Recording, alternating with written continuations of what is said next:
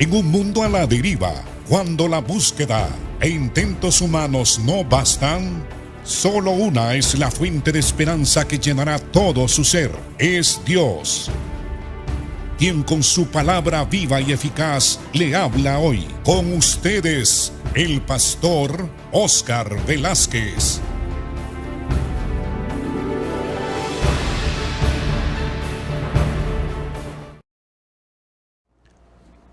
Dios le bendiga, amado. Continuamos el estudio del libro de Romanos, capítulo 6.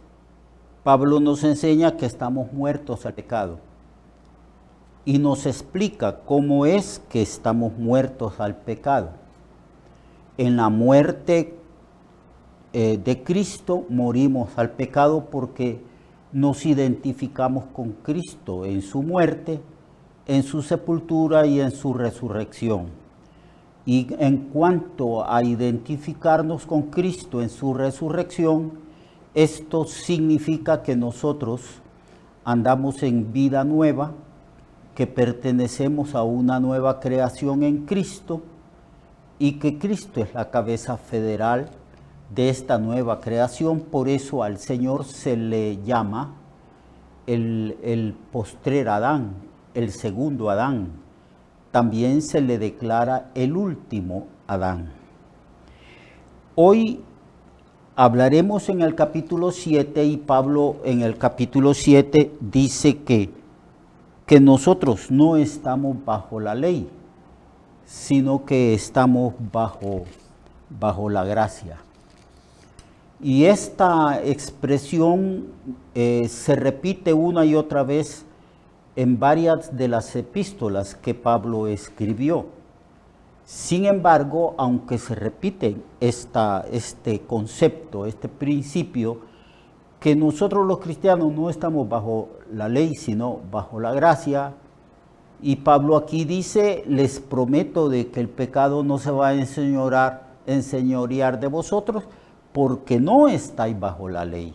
Porque todas las personas en el Antiguo Testamento que estaban bajo la ley, ellos eran víctimas del pecado. Porque la ley sancionaba el pecado. Al introducir Dios la ley, los hombres conocieron cuán pecaminosos eran ellos, o éramos nosotros cuando estábamos sin Cristo. Así que la ley es para conocer el pecado. Pero la ley no nos daba ninguna fortaleza especial, no nos daba ningún recurso para que nosotros pudiéramos obedecer a Dios, vencer la concupiscencia, el pecado, y vencer la carne. Éramos esclavos del pecado, estábamos ciegos y éramos personas sin Dios, sin fe y sin esperanza, y todos éramos esclavos del pecado. Pero bajo la gracia ya hemos sido liberados de la influencia del pecado y estamos muertos al pecado y estamos muertos al viejo hombre, estamos muertos al mundo y somos victoriosos sobre Satanás, nuestro enemigo, porque el Señor dijo, he aquí os doy toda potestad sobre las fuerzas del enemigo. Esa es nuestra posición. Pero también Pablo declara que nosotros ya no estamos bajo la ley. Estamos bajo un nuevo régimen, bajo la dispensación del Espíritu, bajo el régimen del Espíritu y no bajo el régimen de la letra, porque el régimen de la letra condena, juzga, mata, mas nosotros estamos en la economía del Espíritu o en la dispensación de la gracia, donde el Espíritu nos vivifica constantemente. Pero es necesario que entendamos cómo es que nosotros somos libres de la ley, cómo Dios nos liberó del yugo y de la esclavitud de la ley.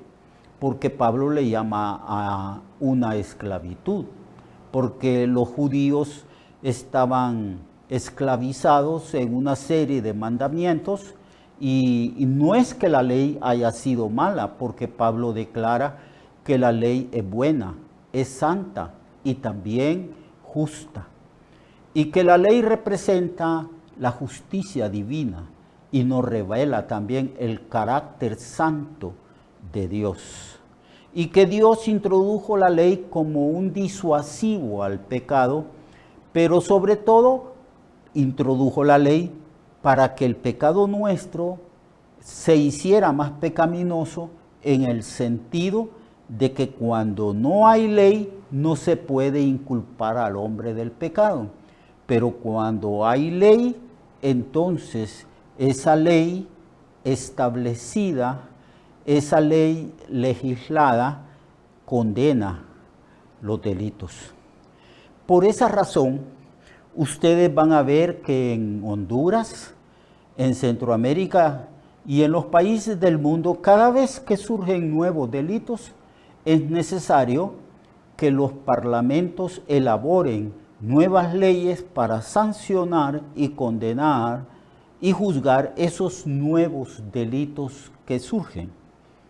Y es por eso que a lo largo de la historia, en toda cultura, en toda sociedad, se están elaborando nuevas leyes a causa de que hay nuevos delitos. Entonces la ley es para demostrar qué es lo malo. Cuando uno ve, digamos, los 10 mandamientos, no mentirás, no levantarás un falso testimonio, no codiciarás, no mentirás, no fornicarás.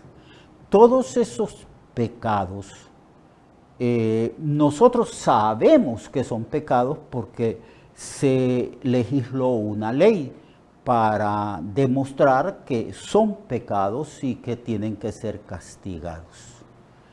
Pero nosotros ahora estamos libres de la ley, aunque no estamos sin ley, estamos bajo la ley de Cristo. En el capítulo 6 dice que nosotros hemos sido entregados a una forma de doctrina. Las doctrinas de la gracia, las doctrinas que están estipuladas, escritas y explicadas en las epístolas que escribió Pablo, en los 27 libros que están escritos del Nuevo Testamento, y algunos principios de valor eterno que se pueden aplicar y que están en el Antiguo Testamento.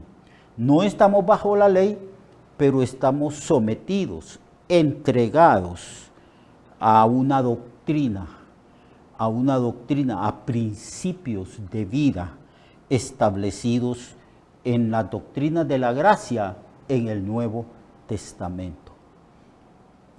Y la ley no solamente condenaba el pecado, sino que la ley expresaba principios de vida razonables, aceptables y necesarios para cualquier sociedad humana.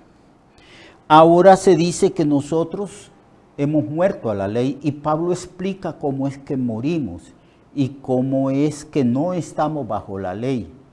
Y pone la analogía de una mujer casada con un hombre, que si la mujer se casa con otro hombre comete adulterio, pero si el hombre, su marido, muere, ella es libre de la ley del marido y puede casarse con cualquier persona y nadie la va a juzgar o condenar por ser adúltera, por causa de que murió su marido.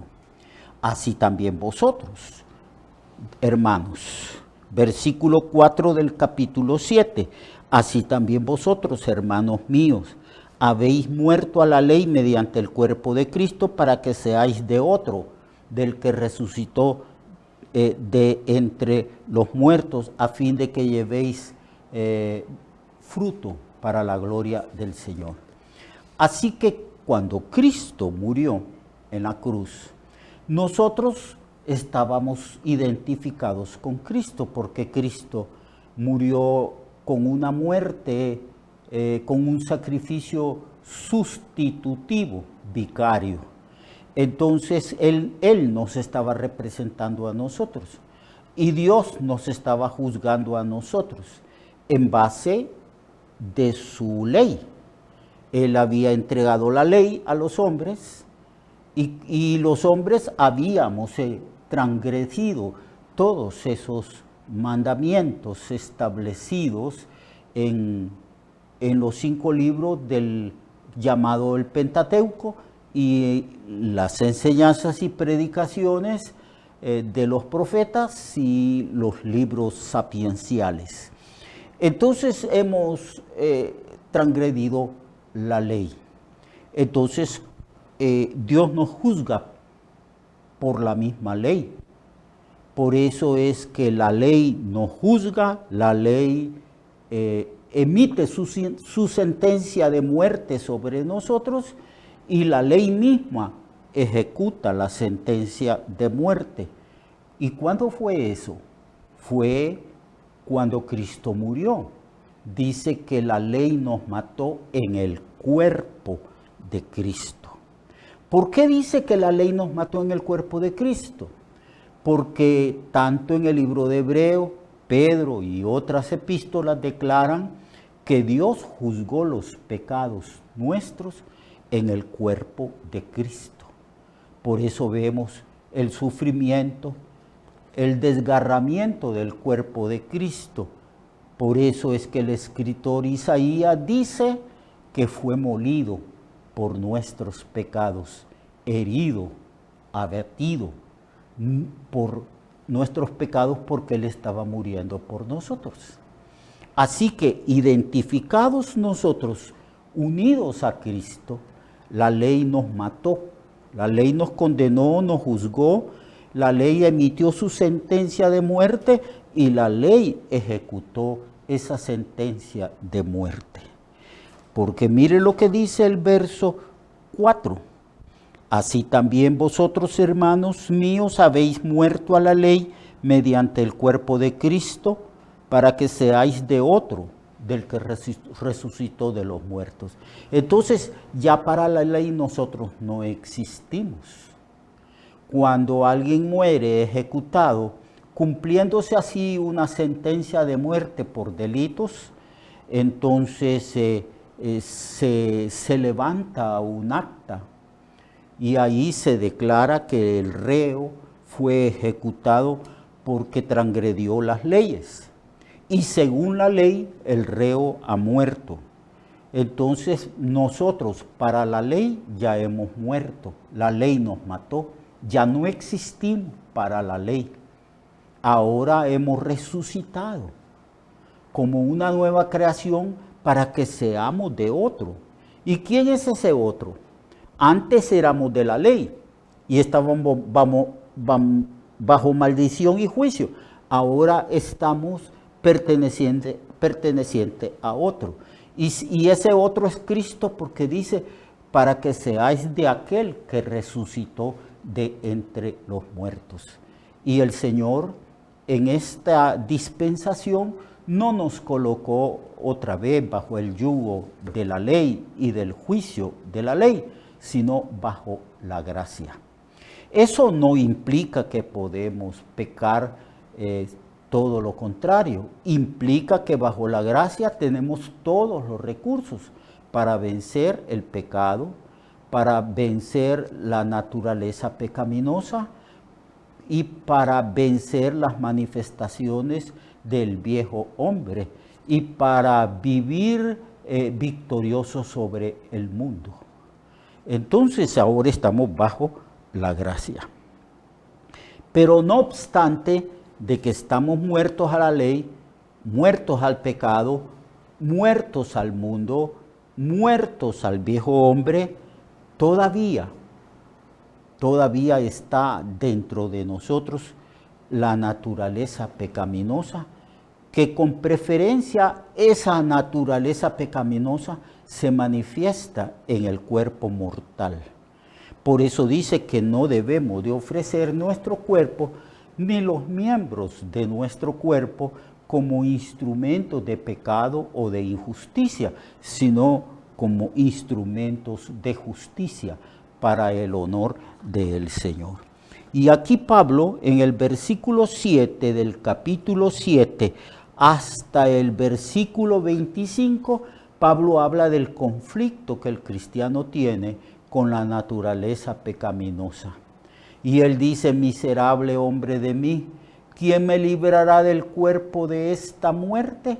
Y él da gracias a Dios en el versículo 25. Doy gracias a Dios por Jesucristo, Señor nuestro, así que yo mismo con la mente sirvo a la ley de Dios, mas con la carne a la ley del pecado. Así que hay dos leyes. Una ley que nos eleva hacia Dios y una ley que nos atrae hacia abajo, hacia el pecado. Esto podría ilustrarse con los cohetes que se lanzan, que tienen que hacer un gran esfuerzo para vencer la gravedad, pero llega a un punto en que ya la Tierra no atrae esos cohetes que envían y entonces hay una ausencia de la gravedad. Así también Cristo, el Espíritu Santo ha venido a nosotros y el Espíritu Santo es el poder de Dios. El Espíritu Santo es Dios mismo obrando. El poder del Espíritu somete la concupiscencia y las manifestaciones de la naturaleza pecaminosa. Y nosotros, entregados al Espíritu, sometidos totalmente a la guianza del Espíritu Santo, nosotros podemos vivir de acuerdo a la voluntad de Dios sin obedecer y someternos a los deseos de la carne. Porque en realidad nosotros tenemos que vivir de acuerdo a la voluntad del Señor y guiados por el Espíritu Santo. Todos nosotros hemos recibido el Espíritu Santo y el Espíritu Santo nos guía, nos enseña, nos lleva por el camino de justicia y el Espíritu Santo domina, da muerte constantemente a los deseos pecaminosos que tratan de manifestarse y que se manifiestan precisamente en el cuerpo mortal del cristiano. Así que Pablo habla de esta lucha. Está luchando contra los deseos pecaminosos y él ve que quiere hacer lo bueno, pero lo bueno que quiere hacer no lo hace. Y aunque él quiere hacer lo bueno, demuestra de que hay algo dentro de él que no es bueno, que es malo, que está lleno de deseos pecaminosos que lo impulsa a él a hacer lo que no quiere hacer. Entonces hallo que hay dos leyes en mí: la ley de justicia, la ley que me enseña a hacer la voluntad de Dios. Con mi mente tengo deseos también de agradar a Dios, pero al mismo tiempo veo otra ley que combate, que se manifiesta en los miembros de mi cuerpo, del cuerpo físico, que me induce a pecar. ¿Y cómo puedo yo librarme de esto? ¿Cómo puedo yo luchar contra esta naturaleza pecaminosa? Entonces él dice: miserable hombre de mí, versículo 24, ¿quién me librará de este cuerpo de muerte? ¿Quién me va a librar de esta concupiscencia, de esta lujuria, de esta manifestación de la carne? ¿Quién me va a librar? Entonces el verso 25, Pablo dice: gracias doy a Dios por Jesucristo, Señor nuestro, así que yo mismo con la mente sirvo a la ley del Señor, mas con la carne a la ley del pecado. Aquí ya se menciona la palabra carne, o sea, otras versiones dicen naturaleza pecaminosa. Mañana, si el Señor así lo quiere, vamos a hablar del capítulo 8. está intitulado en casi todas las Biblias Reina Valera como la vida en el Espíritu. Y la vida en el Espíritu es una garantía de que la santidad en el Señor es posible, porque somos santos y debemos de vivir una vida de justicia, de obediencia, de santidad. Así que el capítulo 8 habla del poder del Espíritu. Eso vamos a ver el día de mañana. Mientras tanto, amado hermano, busque al Señor, sirva al Señor, ame al Señor y ame a sus hermanos en la fe, a todos, porque ese es el mandamiento que Dios nos ha dado a todos nosotros. Hasta mañana. Que Dios le bendiga a usted y a toda su familia.